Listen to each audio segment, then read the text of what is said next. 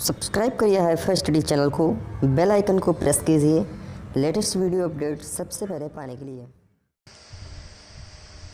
Hello friends, एक बार फिर से आप सभी का बहुत बहुत स्वागत करता हूं आपके अपने चैनल हाईफाई स्टडी पर। दोस्तों, आज की वीडियो में मैं आप सभी के लिए लेकर के आऊँ पंचम प्रश्न पत्र सामाजिक अध्ययन का बहुत ही महत्वपूर्ण अति लघुत्तरीय प्रश्न जो आपके एग्जाम में पूछे जा सकते हैं। तो यहाँ पर जैसा कि हम अपना पहला क्वेश्चन देख सकते हैं कि प्रागैतिहासिक काल क्या है। यहाँ पर बताया गया कि प्रागैतिहासिक काल क्या होता है, तो जिस काल में घटनाओं का कोई लिखित विवरण प्राप्त नहीं हुआ उसे प्रागैतिहासिक काल कहा गया या कहते हैं। अगला हमारा क्वेश्चन बनता है इतिहास क्या है। ठीक है, इतिहास क्या है, तो मानव विकास की उस काल का इतिहास, मानव विकास की उस काल का इतिहास कहा जाता है जिसका विवरण लिखित रूप में उपलब्ध है, इतिहास है। हो गया। अगला क्वेश्चन यहाँ पर देखते हैं हम लोग कि पूरा पाषाण काल का कोई दो विशेषताएं बताइए, या पूरा पाषाण काल की कोई दो विशेषताएं बताइए। तो इस काल में क्या था का मानव की जीविका का आधार शिकार था। दूसरा क्या था, आग का आविष्कार पूरा पाषाण काल में हुआ। नवपाषाण काल की विशेषताएं बताइए। तो नवपाषाण काल में विशेषताएं ये थी कि पहिए का आविष्कार नवपाषाण काल में हुआ था और स्थायी निवासी की प्रवृत्ति हो गई थी और कुत्तों को पालतू बनाया गया और कृषि का आविष्कार हुआ। ये चार विशेषताएं हैं नवपाषाण काल की। नेक्स्ट क्वेश्चन हमारा बनता है कि मनुष्य सर्वप्रथम किस धातु का प्रयोग किया। तो उसने किया था सर्वप्रथम तांबा का प्रयोग किया था, तांबा धातु का प्रयोग किया था। नेक्स्ट हो जाएगा हमारा सिंधु सभ्यता की लिपि क्या है या लिपि बताइए। तो भाव चित्रात्मक। ठीक है, सिंधु सभ्यता की लिपि है भाव चित्रात्मक।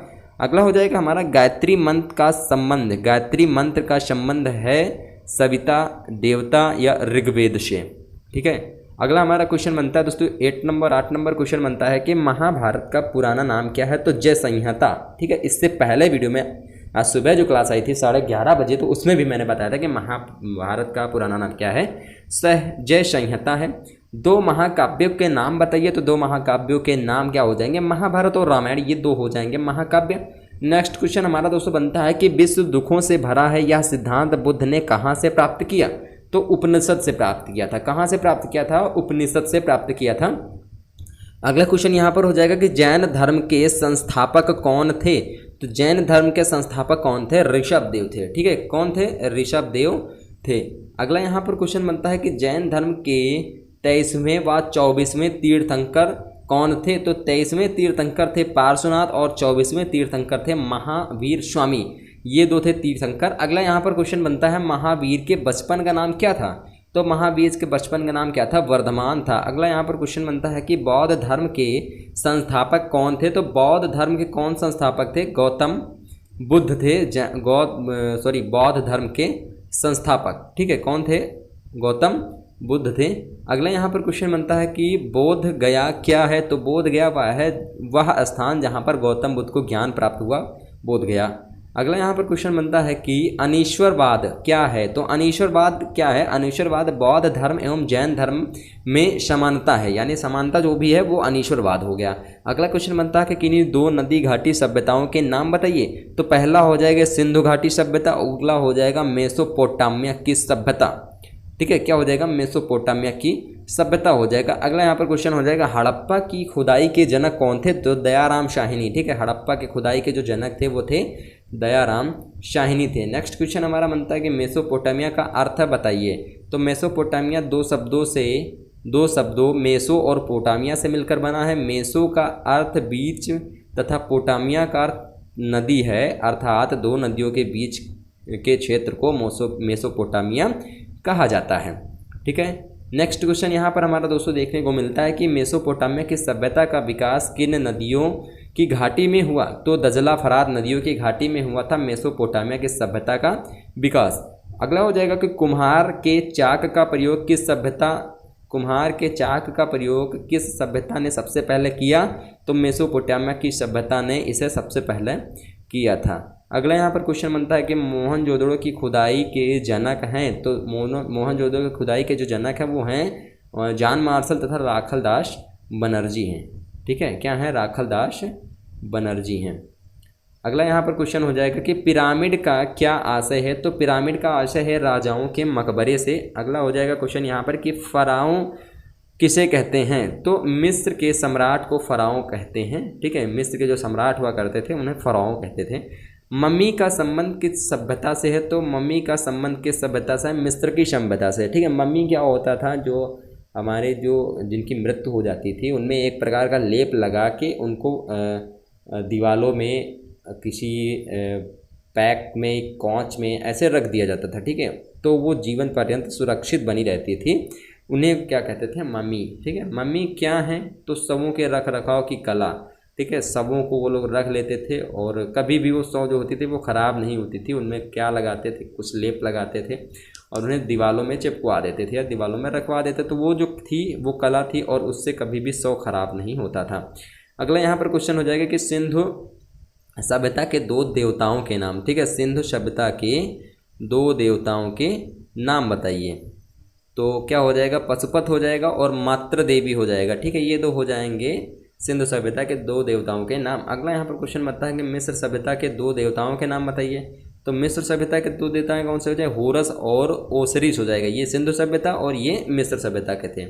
ठीक है, चलिए अगला देख लेते हैं। अगला यहाँ पर मोस्ट इंपॉर्टेंट क्वेश्चन दिया गया है कि मेसोपोटामिया। ठीक है, क्वेश्चन है कि मेसोपोटामिया सभ्यता के 2 देवताओं के नाम बताइए। तो शमाश हो जाएगा जो से सूर्य, और इस्तक हो जाएगा यानी रक्षक देवी हो जाएगा।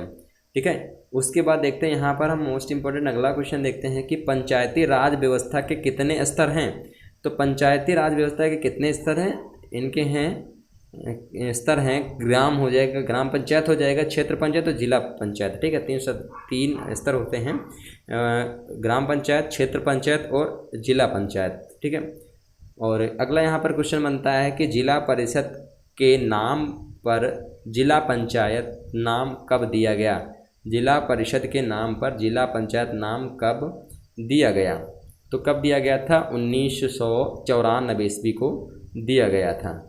ठीक है, उसके बाद देखते हैं नेक्स्ट क्वेश्चन हमारा जो बनता है कि जैन धर्म के संस्थापक कौन थे। तो जैन धर्म के संस्थापक कौन थे, ऋषभदेव थे। बौद्ध धर्म के प्रवर्तक कौन थे। तो बौद्ध धर्म के प्रवर्तक कौन थे, गौतम बुद्ध थे। अगला यहाँ पर क्वेश्चन बनता है, इंपॉर्टेंट क्वेश्चन है 34 नंबर की, महात्मा बुद्ध ने अपना प्रथम उपदेश कहाँ दिया। तो महात्मा बुद्ध ने अपना प्रथम उपदेश दिया था, कहाँ दिया था, उन्होंने दिया था सारनाथ में। ठीक है, कहाँ दिया था, सारनाथ में दिया था। नेक्स्ट क्वेश्चन यहाँ पर हो जाएगा कि महापरिनिर्वाण की घटना का आशय क्या है। तो बुद्ध के देहावसान से था। ठीक है, किससे था, बुद्ध के देहावसान से संबंधित था।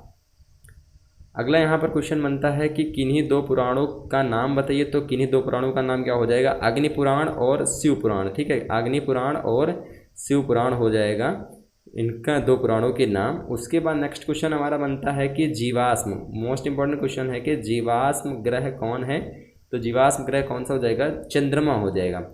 अगला हो जाएगा कि पुच्छल तारे धूमकेतु किसे कहते हैं। तो सौरमंडल की छोर पर बहुत ही छोटे छोटे अरबों पिंड विद्यमान हैं, इसे पुच्छल तारे कहते हैं। पुच्छल की तारे पूंछ हमेशा, पुच्छल की तारे पूंछ हमेशा सूर्य से दूर दिखाई देता है। अगला यहाँ पर हो जाएगा सूर्य ग्रहण किसे कहते हैं। तो सूर्य ग्रहण कब होता है, सूर्य एवं पृथ्वी के बीच जब चंद्रमा का आना सूर्य ग्रहण कहलाता है। सूर्य ग्रहण हमेशा होता है अमावस्या को होता है। चलिए अगला यहाँ पर क्वेश्चन देख लेते हैं कि चंद्र ग्रहण किसे कहते हैं। तो सूर्य चंद्रमा के बीच का अंतर चंद्र ग्रहण, सूर्य चंद्रमा के बीच पृथ्वी का अंतर जो होता है, पृथ्वी का अंत कह लीजिए, तो क्या कहलाता है, चंद्र ग्रहण कहलाता है। यानी चंद्र ग्रहण में क्या होता है कि सूर्य और पृथ्वी के बीच, सूर्य और चंद्रमा के बीच जब पृथ्वी आ जाती है तो क्या होता है, जो सूर्य की किरणें होती हैं वो चंद्रमा पर नहीं पड़ पाती, इस वजह से हमें चंद्रमा धीरे धीरे ढकता दिखाई देता है और इसी को हम क्या कहते हैं, चंद्र ग्रहण। और चंद्र ग्रहण हमेशा कब होता है, पूर्णिमा को होता है। अगला यहाँ पर क्वेश्चन हो जाएगा कि अंतर्राष्ट्रीय तिथि रेखा किसे कहते हैं। तो 180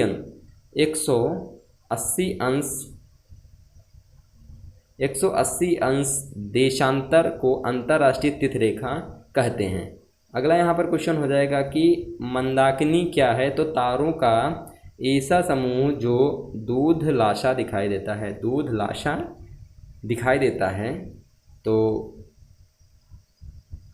तथा जो तारा निर्माण प्रक्रिया की शुरुआत का गैस पुंज है, मंदाकिनी कहलाता है।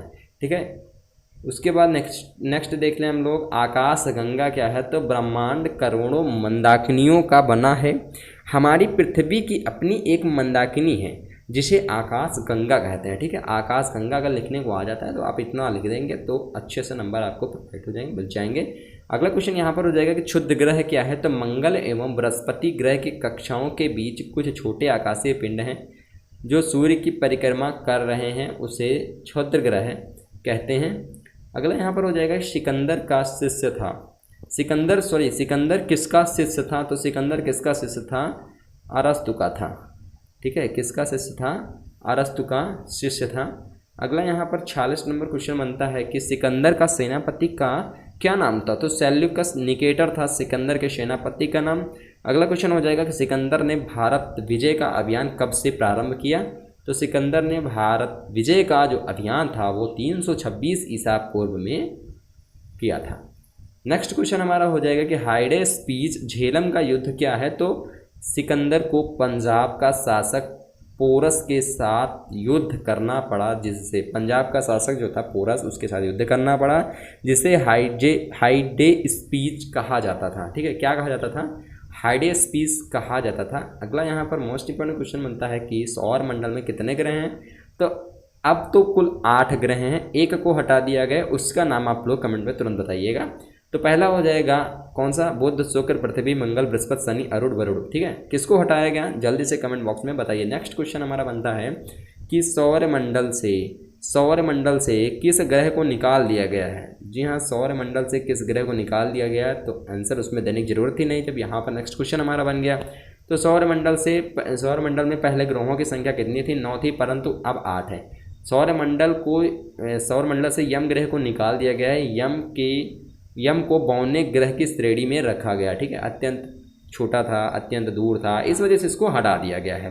तो दोस्तों ये थे आप सभी के 50 मोस्ट इंपॉर्टेंट क्वेश्चन जो आपके एग्जाम में पूछे जाते हैं।